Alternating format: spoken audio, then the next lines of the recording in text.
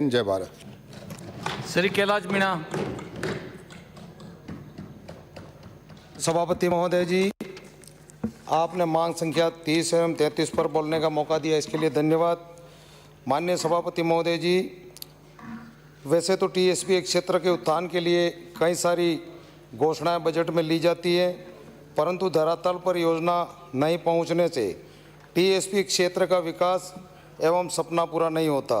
वर्ष 2018-19 में उदयपुर संभाग में 20 से 25 हज़ार व्यक्तिगत कूप गहरा करने की स्वीकृतियाँ जारी हुई थी और उसमें नरेगा के तहत उसमें लेबर का भुगतान किया जाना था, लेकिन वर्तमान सरकार के आने के बाद जो नरेगा से भुगतान करना था उसको रोक लिया और किसानों ने अपना काम पूरा कर लिया और किसान आज भी अपने पैसों के लिए भटक रहा है। मेरा माननीय मंत्री महोदय जी से निवेदन है कि जो लेबर जो नरेगा से देनी थी उसको हम जनजाति विकास विभाग से दे करके उसकी एक स्वीकृति जारी करके उन किसानों को अगर भुगतान किया जाता है तो किसान की जो अभी स्थिति खराब हो रही है वो ठीक हो सकती है।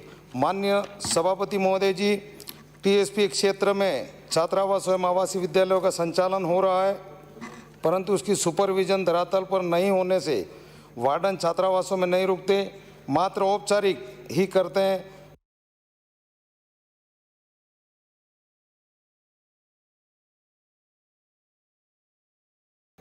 विषय अध्यापक नहीं होने से बच्चों के भविष्य खराब हो रहा है। वार्डन को पाबंद भी करना चाहिए और आवासीय विद्यालय में हमारे पर्याप्त विषय अध्यापक और स्टाफ की व्यवस्था हो तो भविष्य बच्चों का बन सकता है।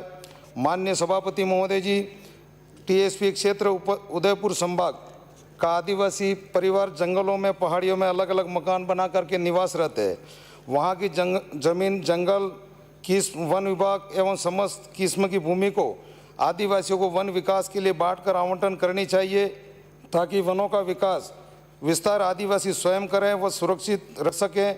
माननीय, मेरा आपके माध्यम से निवेदन है कि उक्त वनों में आयुर्वेदिक में काम आने वाले पेड़ पौधे, वनौषधि आदि लगाए जाए ताकि आदिवासी युवा बेरोजगारों को उसमें रोजगार प्राप्त हो सके।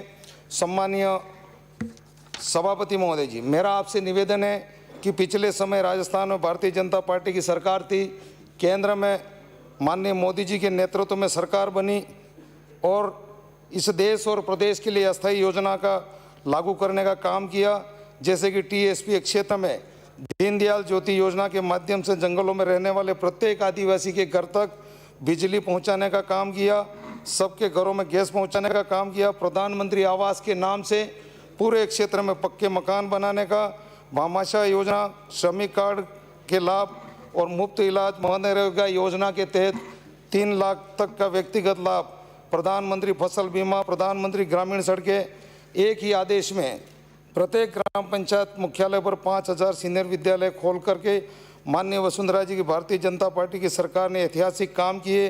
भाजपा की सरकार में हमेशा अस्थायी कार्य होते हैं, वैसा वर्तमान सरकार नहीं कर पा रही है। मेरा आपसे निवेदन है कि अभी तीसरा बजट जो सरकार ने पेश किया, तीसरे बजट तक सरकार ने बांसवाड़ा जिले को चिकित्सा, शिक्षा, सड़क, पानी, बिजली, आदिवासी के आस्था के केंद्र एवं माही की नहरों की सुधार के लिए बजट में प्रावधान नहीं लेकर टीएसपी क्षेत्र के साथ में अन्याय किया है। माननीय सभापति महोदय, मेरा आपके माध्यम से निवेदन है कि जनजातीय क्षेत्र के विकास के लिए अलग से पैकेज देकर उनको मुख्य धारा से जोड़ा जाए और क्षेत्र में 1000 माँ बाड़ी खोली जाए और पुरानी जो माँ बाड़ी हैं ठीक तरीके से चल रही हैं उनको क्रमोन्नत भी कराई जाए।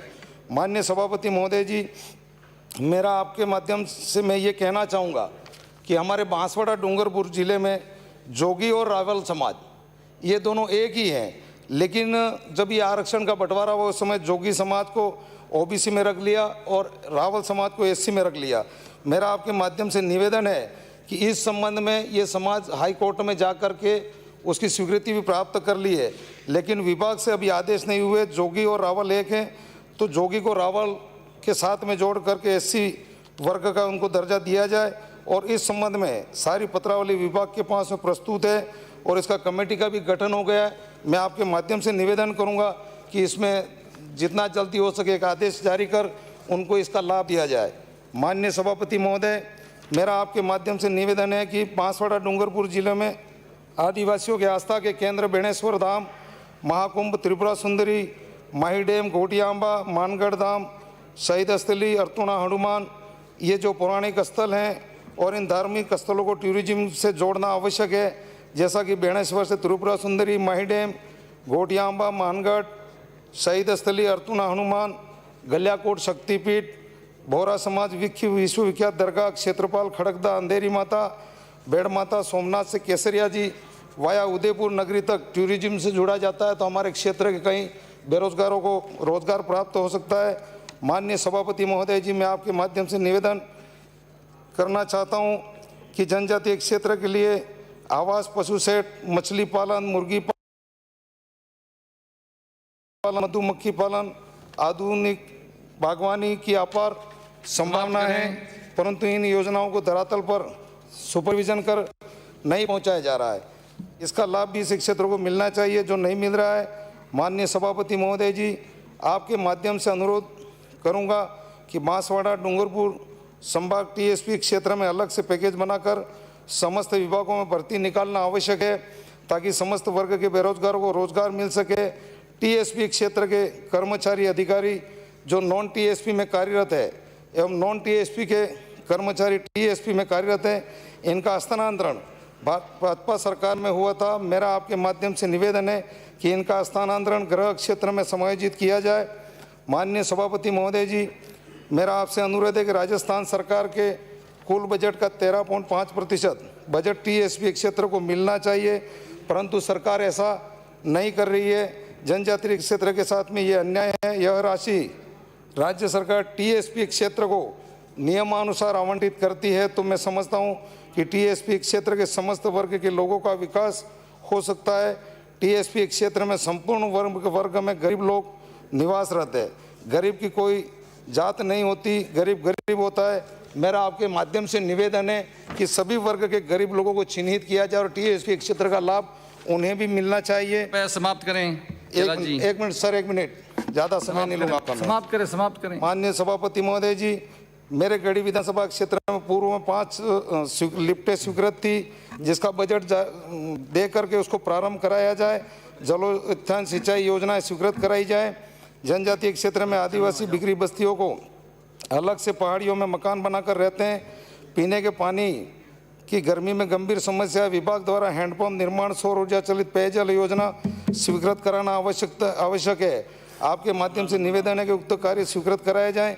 मेरा आपके माध्यम से निवेदन यह भी है कि विधानसभा गढ़ी में आपकी सारी महिलाएं कहाँ गई? राज्य की उच्च माध्यमिक विद्यालय भवन कुछ अनुपयोगी हो चुके हैं, जैसे तलवाड़ा, गढ़ी, प्रतापपुर, खोडन, डकारकुंडी, प्रतापपुर, जोलना, अर्थुणा। उन पुराने भवनों का निर्माण करने की आप स्वीकृति प्रदान समाप्त करें। माननीय एक मिनट समाप्त करें प्लीज। माननीय सभापति महोदय जी, मेरा आपसे निवेदन है कि समाज कल्याण विभाग द्वारा सारी योजनाएं संचालित है, परंतु योजनाएं धरातल पर क्रियान्वित नहीं होती हैं।